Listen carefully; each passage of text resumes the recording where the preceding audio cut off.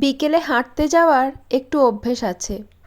যেদিন যেদিন বর বাড়িতে থাকে সেদিন সেদিন একসঙ্গেই সবাই বেরোই, আর না হলে আমি একাই বেরিয়ে পড়ি। আজকে মিক্সিটা একটু খারাপ হয়ে গিয়েছিল, তাই সবাই মিলেই মিক্সি সারানোর নামে একটু হেঁটেও নিচ্ছি।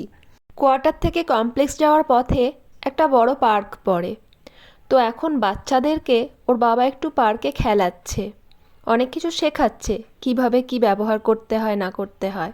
আমার ছোট ছেলে আবার স্লাইড করতে ভয় পায়, ওর বাবা ওকে অনেক বুঝিয়ে বাঝিয়ে ভয়টা কাটিয়েছে।